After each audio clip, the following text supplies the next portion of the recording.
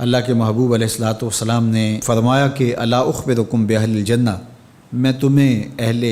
جنت کے بارے میں خبر نہ دوں؟ تو پھر ارشاد فرمایا الضعفاء المظلومون، جو مسلمان کمزور ہیں، ظلم و ستم سہتے ہیں، تو آقا کریم نے فرمایا کہ وہ اہل جنت ہیں۔ چونکہ بہت سارے گناہ کا کفارہ ان پر ہونے والے ظلم بن جاتے ہیں۔ اہل ایمان کو دنیا میں جو تکلیفیں پہنچتی ہیں تو ان تکلیفوں کے بدلے میں ان کو اجر دیا جاتا ہے، حتیٰ کہ جو اہل ایمان کے پاؤں میں کانٹا بھی چبھتا ہے اللہ اس کی بھی ان کو جزا عطا کرتا ہے۔ اور ایک حدیث پاک میں آتا ہے کہ اہل بلا کو جو قیامت کے دن اجر و صلہ عطا کیا جائے گا تو لوگ آرزو کریں گے کاش کہ ہماری کھال اور ہمارا جسم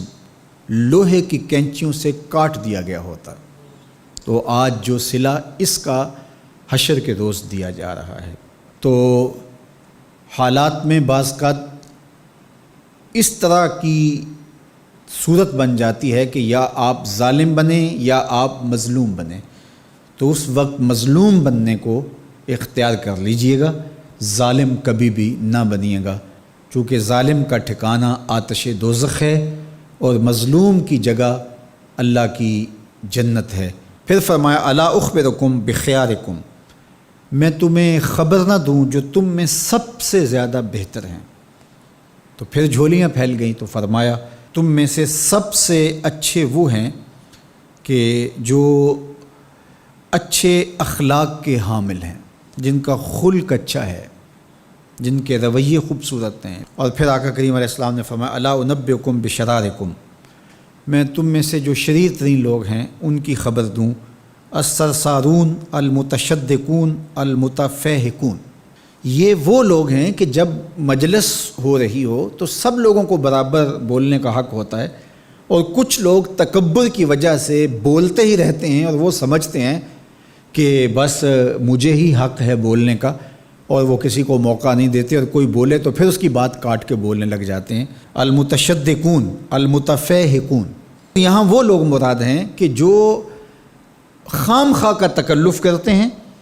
اور زبان کو بل دے دے کے اور منہ بگاڑ بگاڑ کے مشکل لفظ بول کے اصطلاحات بول کے لوگوں پر اپنے علم کا رعب جمانے کے لیے کہ میں بڑا بلیغ ہوں اور بڑا فصیح ہوں، اور اسی طرح کچھ لوگوں کو یہ بڑا ہوتا ہے کہ وہ فرنگی زبانیں جانتے ہیں، تو وہ عام دیہاتی لوگوں کے ساتھ بھی گفتگو کریں تو وہ مشکل سے مشکل الفاظ بولتے ہیں، جبکہ وہ بیچارے تو سادی زبان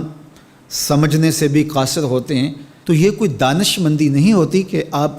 جو ہے وہ بھاری بھرکم الفاظ بول کر کسی کے اوپر جو ہے وہ رعب جما رہے ہوں، تو یہ بات نہیں ہوتی۔ جب بات کریں آپ تو جس طرح کے لوگ ہوں اس طرح کی بات کی جائے اور اس طرح کی مثالیں ان کو دی جائیں۔ قرآن مجید میں اللہ تعالیٰ نے فرمایا کہ وہ اس بات پہ شرم نہیں اللہ کرتا کہ وہ تمہیں مچھر کی مثال دے، مچھر کی مثال دے کر کہ اگر تمہاری بات سمجھ میں آتی ہے، اور مکڑی کے جالے کی مثال دے کہ اگر تمہاری بات سمجھ میں آتی ہے تو اچھی بات ہے۔ دیکھو چھوٹا بچہ ہو دودھ پیتا ہو